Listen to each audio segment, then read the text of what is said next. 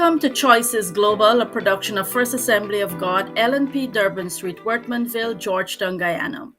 In our discussion today, we will commence examining the construction industry in Guyana, titled Building with Confidence in Guyana. According to Statista, the value of the real estate market is projected to reach US 21.80 billion in 2023, with the residential real estate dominating the market with a projected market volume of US 15.31 billion. Those living in Guyana and the diaspora have witnessed this upsurge in the real estate market and the demand for construction, both residential and commercial. Today on the panel, we have with us Carissa Gooding, Mrs. Carissa Gooding, an engineer by profession, overseeing some notable and major projects in Guyana, one being the Chedijagan International Airport remodeling. We have Ambassador Donald Bristol, who's based in the US, an architect, builder, and entrepreneur spanning North America, the Caribbean, and Europe. And we have Chevron Corbin, FCCA, joining us from Geneva, Switzerland, and Kurt Corbin, safety and security expert, as well, joining us from Geneva, Switzerland. I'm Dr. Salisha Pariag, joining from the US. Welcome, panelists, as we start off our discussion today. Quite recently, we heard the announcement made by the Honorable Attorney General of Guyana that the government will begin prosecuting defaulting contractors. That is, contractors underperforming either in substandard work or excessive and unjustifiable delays. Now, this is quite a notable achievement, hearing the Attorney General making this pronouncement and really going after persons who produce substandard work. So, Carissa, I'm going to ask you your opinion. And as an engineer who manages large scale projects, can you say what exists and where we can improve in the construction industry, both for residential and commercial buildings or constructions? Yes, Shalisa. The current systems for managing and monitoring the performance criteria, which are either time, quality, budget, are our contracts. And these are internationally recognized standards that we use to develop our construction contract. Yes, some of our local standards are indeed outdated and do not conform to the current international practices.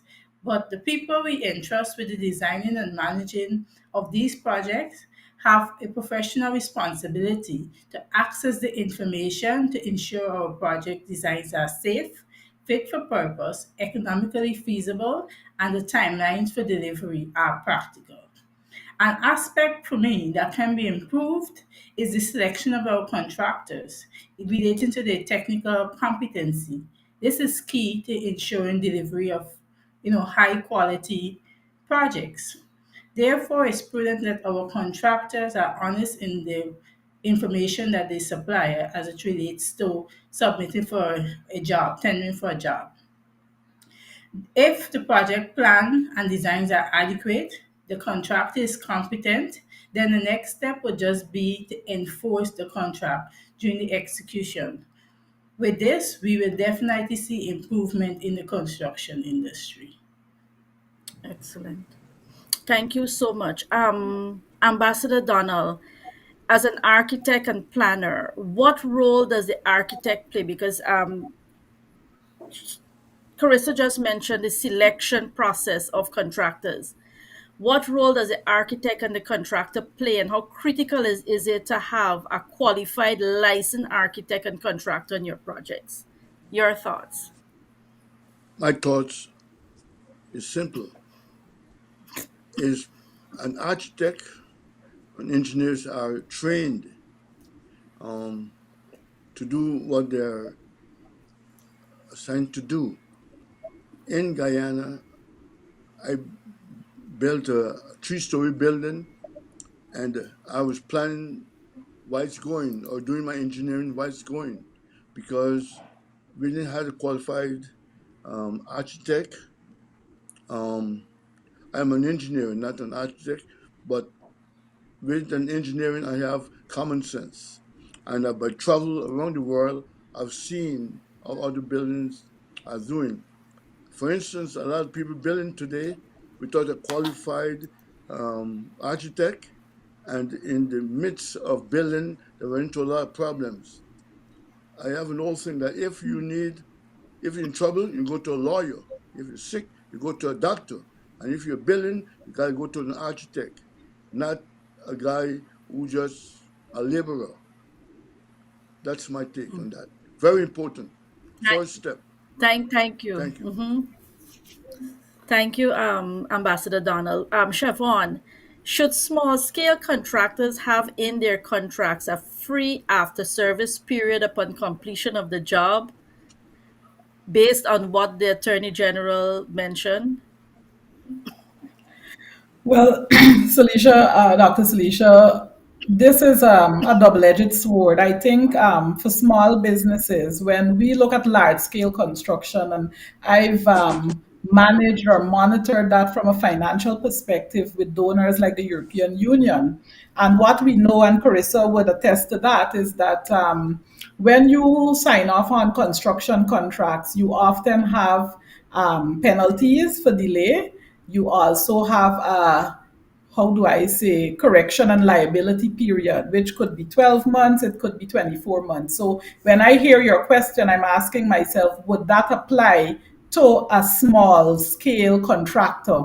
And the challenge with that is that you would have to have a kind of commercial court, which I know Guyana has, but don't know how robust it is in terms of enforcing that these contracts can be maintained and performed in the way that they have been signed.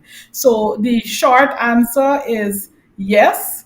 The longer answer is that it's complex to implement. But more than that, Salisha, I'd want to suggest an opportunity that as we go from the training of our contractors all the way to them bidding for my private job as a builder of a home, that there is a need for a culture. I think when there is a culture of agreeing on what you say, meaning what you have put into that quotation or that estimate, I believe that already mitigates some of these delays and disagreements that can often happen. I think finally it would be important for homeowners and private persons who are building to make themselves or educate themselves so that they are also better able to monitor the project and to determine at what point sometimes we built and we shook hands with our contractor at a particular point in time without disagreement because we recognize that he gave us a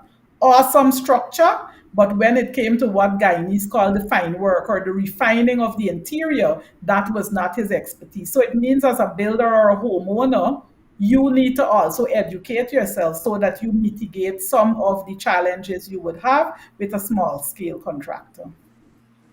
Thank you so much. And Kurt, before I come to you, Carissa's talked about the selection process of the contractor, and we're talking large scale and small scale. Because even if you're embarking on building a single residence, there are those you must go through that process of selection.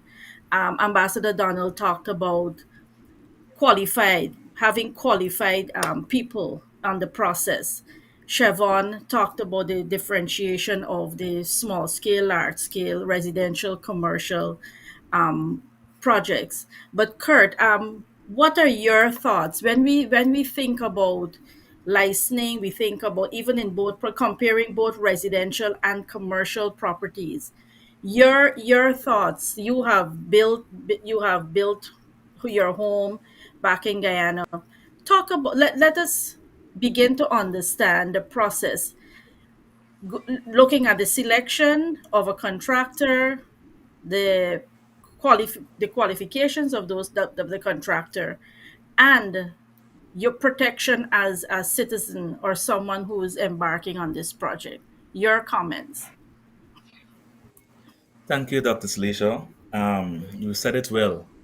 The selection and the selection, identification, selection, and then embarking on the project. Um, we built years ago, my wife and I, and that is how we did it. We did it via word of mouth. who's the best contractor, and someone recommended someone, and we went in that direction. And happily, as Chevron just said, initially it was okay, but when it came to the interior designing, the contractor was found wanting. It doesn't mean that he was not good. He's very good for this. An excellent foundation. It's an excellent building. However, inside this, I guess this is where the interior designing comes in that Ambassador Donald reference. This is another project. So when we're taking on a project, we have to understand who we're looking for and what we're looking for. I would want to add, now that we have this experience, now that we are also encouraged with this building project or this building boom, as you said at the beginning, and we want to get in on this. This is our country, Guyana, and we want, as you said, we want to build with confidence. So building with confidence implies, or means, not implies, means that we have to have contractors of a certain standard. Now, I said when we were building, we went via word of mouth. Now, what I would like to see, can is there a database somewhere where we can access online to find contractors that are reputable? Is there a database somewhere where we can find architects who are very good at designing, or an engineer, because you may want to do something different? So we did it this way years ago via word of mouth, and we interviewed and we spoke and we explained what we would require. Everyone does not have that luxury. Everyone is not. They may get bad advice, and advice is not always good, and they go with someone, and then their building begin cracking and so forth after 2 3 years. Now, what do we do? I think Chevron mentioned before about the courts, and we have a commercial court, but our court system, we know, is, it's backlogged, and we're not sure we can go in that direction. Most of these small contractors or small businesses, we enter the contract via word of mouth. There's no signing, so there's no one to hold liable if there's a fault, and if there's a default and service period after. So maybe this is something we can romanticize more and discuss more, Dr. Solution, how we can go about actually identifying and selecting it rather than word of mouth, as is generally practiced now. Or we know someone did it, so we went with that one. But yes, that is. I think we should look and go in that direction now, though. Yes, Carissa, definitely as Revolution. what go yeah. ahead. Yes, I was coming to you. Go ahead. Yeah. Yes, definitely. I want to echo what Kirk would have mentioned. But one thing I want to highlight in that in making decision, we should indeed base it on credibility in terms of your selection of Mhm. your contractor. And just to further elaborate on, selection, we take selection of contractors when it comes to residential contracts or project very lightly, and it should not be, because when we go to the major infrastructure projects, there's a really rigid and thorough evaluation system that contractors have to go through. So for residential owners, do not treat with your selection of your contractors lightly. You should base your decision based on credibility. There are information out there. It's just a matter of finding the information and you yourself evaluating the information. And how can we evaluate information? We can ask about referrals. That's why through networking, family members, friends, co-workers, neighbors, or any credible source, first that had first-hand experience. If a contractor said, "Well, oh, I built this home," you can actually stop and inquire from the homeowner themselves. Okay, was your contractor XY? And you get confirmation. Well, yes, and you hear from them their experience. I know you conduct your own checks and balances in terms of you go around, see what was constructed, when was it constructed, so you can compare the time frame. One thing, and I know most of us would have mentioned, is that we lack any sort of written agreement. It's more like on a gentleman's agreement or word of mouth. And we should look at how you yourself and the contractor can have a contract drawn up for a particular aspect of your work. As we would have heard from Kurt and Chevron, that a particular contractor was only able to do, the shell, which is the walls, the foundations, and the roof, etc. But when it comes to the interior work, they had to look for somebody else. And as residential owners, you have to understand that a civil engineer cannot do an electrical engineer work. So you will need an electrical person to do your wiring. So as a plumber to do your water lines and your storm water drains, etc. So it's a have an understanding of what is it we are going through. And another thing too that we treat lightly is our own instinct. You know, different persons might recommend a contractor, but you don't feel that this is the contractor to deliver what you want for your home, or for your own project as a client.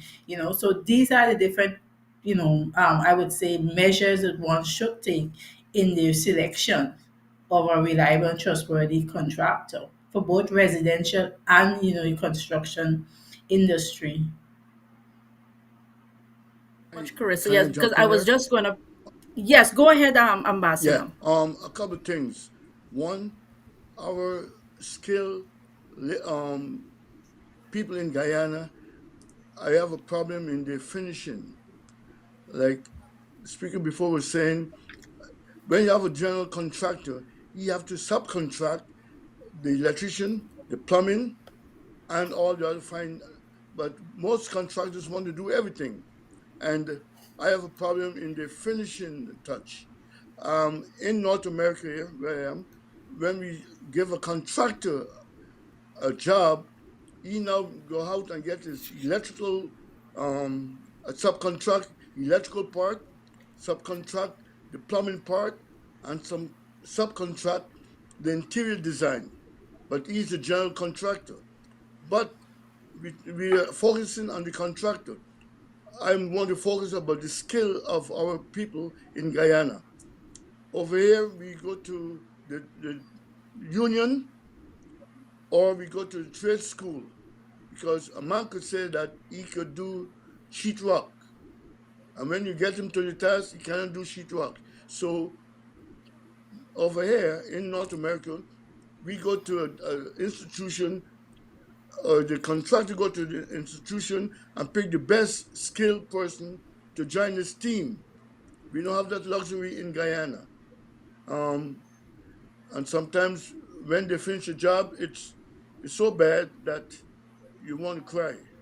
So I think we need to develop a school or something that our tradesmen could be more qualified, that the contractor could pick from that institution to join his team or her team. Thank you. If Dr. Silisha, um, I think listening to Ambassador Donald, I think we do have schools, we do have trade schools I would want to venture and say, and we do train well. However, uh, in the interest of money, sometimes some persons they go off track or they try to shortcut the system, and they make it they put money before perfection or they put money before excellent quality work because they take on so many projects, so they do not have enough engineers, or enough technical personnel. So the project becomes watered down. They have to spread them across the projects. So Correct. in a case like that, somehow it becomes watered down. Or one. So we have the schools, but we just need to structure it better. Or some contractors need to be more conscientious in terms of fulfilling the contract completely and excellently, Doctor. Yeah, well, I think Siobhan referred to this briefly, the integrity of the system, of the process. And I think that's what is lacking significantly. We have skilled people. Ambassador talked about the finishing. Carissa talked about different aspects of the construction process and the word of mouth and being able to access the right talent. But integrity of the process, and you can't teach integrity. That's what comes naturally with a person. And so I think as homeowners and home builders, you must not insist on who your contractor is. You must do the due diligence to ensure that what you're getting and what you're paying for, you're actually getting. But to pivot now, we're going to go into talking about the safety measures, and we're going to deal briefly about zoning. Kurt, can you maybe on a broader scale, before I ask Carissa to comment, talk about the proper safety measures that should be employed in the construction or in building in Guyana or wherever we may be building. And then I'll ask Carissa to comment on the Guyana situation. Thank you, Doc. I like this question. As you indicated at the top of the program, we're living in Europe, and the most persons would know Europe, their building standards and their building code is very efficient. In the country we're living in, Switzerland, they almost eradicated or eradicate what should I say, air conditioning units. Most of the buildings are they have this airflow. I guess Dr. Ambassador can explain it better. That doesn't make it so hot during the winter, and they're very big on going green. So I, in this regard, safety in constructing a building, safety is one of the is the par not one of is the paramount thing that they go with. Even when you see the jardinier, as you call them in French, the guys who look after the parapets and so forth, even when they're climbing a tree that is 5 6 feet high, they have on their safety harness, they have on a helmet, they have on their gloves, and they're there. Even when they're uh what's the term to use, not vacuuming, when they're blowing the leaves on the street for the machine to pick it up, they have on their ear mufflers. And I'm not going to the construction field as yet. These are just the guys who are working in the jardinier, the gardens around the different communities, which is a whole other aspect we can discuss, and building communities rather than building homes. And so this is to show how serious they take safety and security. At 3 5 feet high, 6 feet high, you have to wear a helmet. Once you're going off the ground 3 feet, they put on a helmet, they put on their gloves, they put on their safety harness, and they buckle up. Safety first. The same goes, well, of course, if that's only for a tree that is 6 feet high. Imagine a building that is 9 stories high, 10 stories high.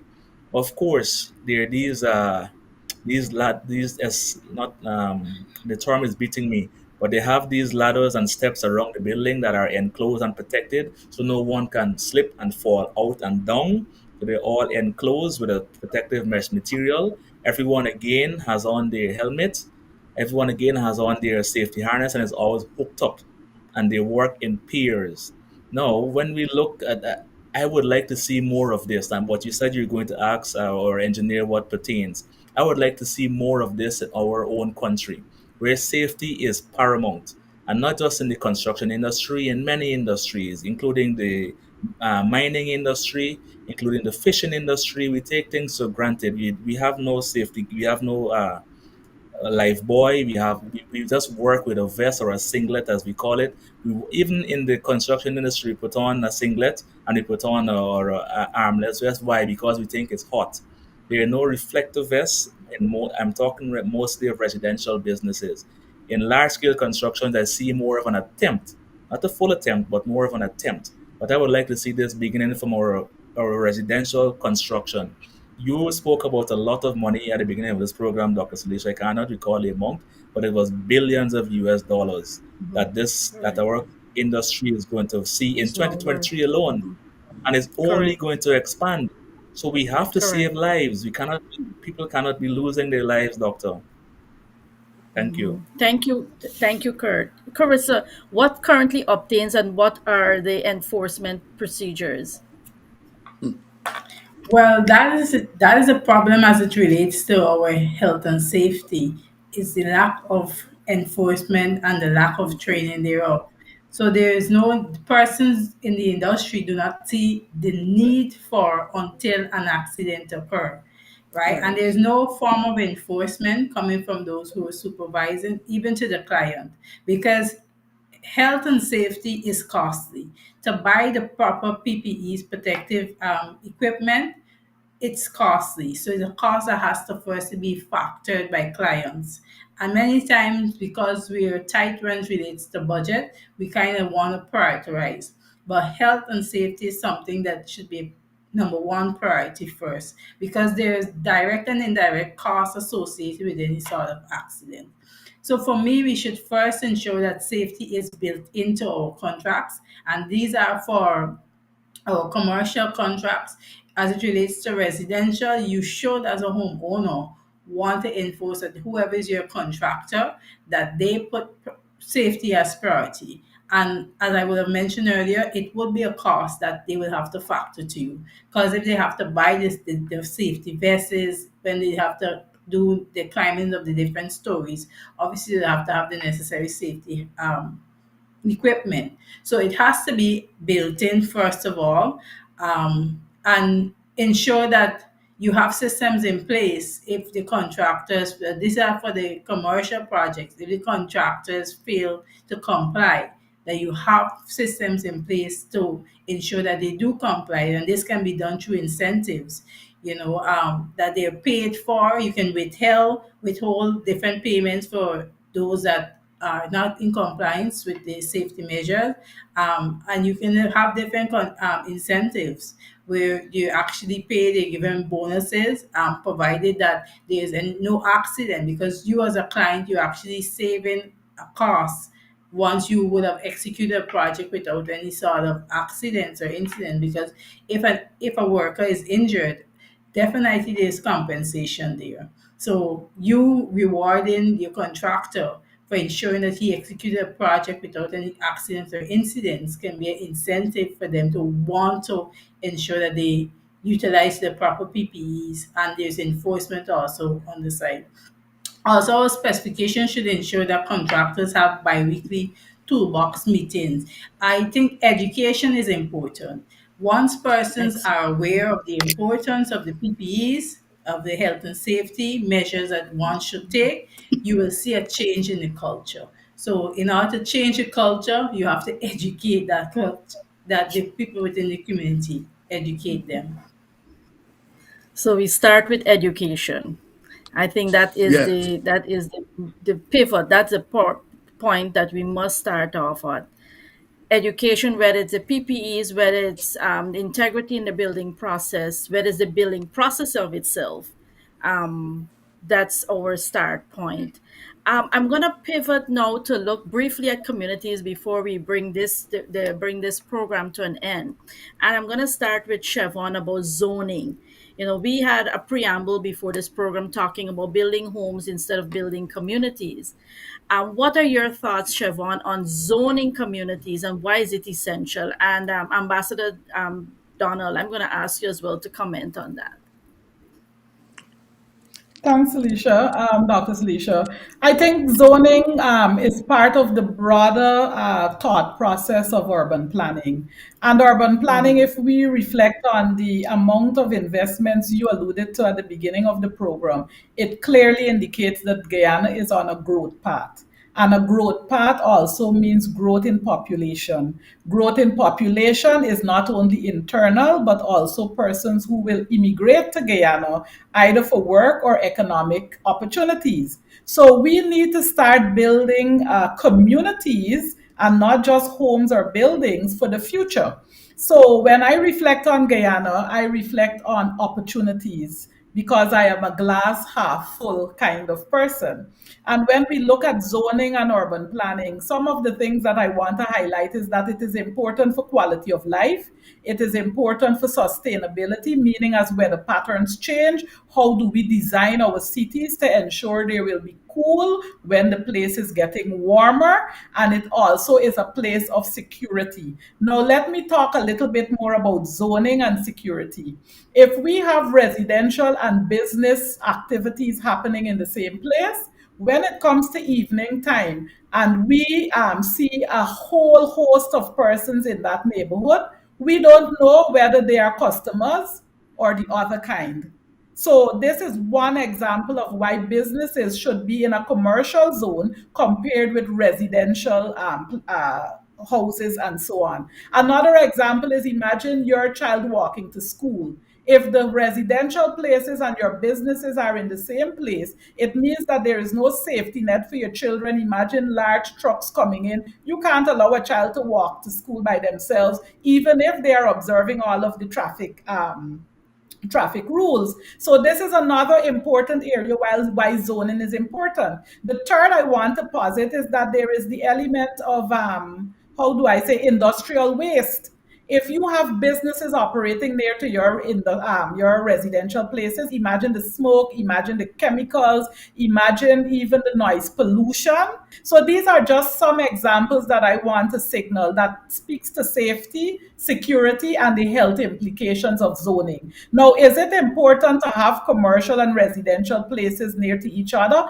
Absolutely, because you need to connect your customers to your businesses. When expatriates come into your country, they also want to know that from their hotel, it's easy access to business centers. So we have an opportunity to ensure that as we are doing zoning and urban planning, that we do have our residential areas, but they are charted in a way that there is a direct connection to your commercial centers. And this is how we see Europe developing, where a community is built, there is the residential area, there is the commercial area, there is also the social and recreational area where you have restaurants, you will have the gym, you will have walking paths and gardens, and you will have the bus connections, the public service buses that will directly connect you from your urban to your commercial to your leisure activities. I think I've said a lot, but I hope that our viewers will join for the next program where we will definitely expand a bit more on these opportunities for zoning and urban planning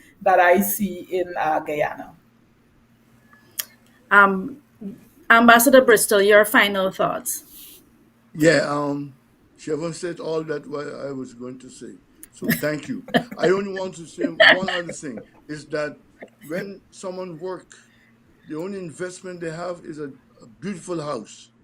And they don't want to see a garage next to the house. They don't want to see a rum shop or a soft good store next to the house. After working all day, your investment, you want a good neighborhood that could bring up your children. So I only could say on that part that zoning is very important because after working in a construction all day, when you go home in the evening, you don't want to hear no car going on you or Noise. no one yelling. You want peace and quiet. There where zoning is concerned. Thank you. Thank you so much, panelists. And thank you, our audience, for joining us on this first episode of Building with Confidence in Guyana. We trust that you have found our exploration of the construction industry and the introductions to be fascinating. And we would like to hear from you. If you have any thoughts or questions or suggestions, please don't hesitate to reach out to us. Remember, construction isn't just about bricks and mortar. It's about creating the spaces where our dreams take flight and our visions become reality. Join us again for the final episode of Building with Confidence in Guyana. Check us out on faogw.org. That's our website, and you can get more information about what we do at First Assembly in Georgetown, Guyana. I am Dr. Salisha reminding you to always be kind. Have a great day wherever you call home.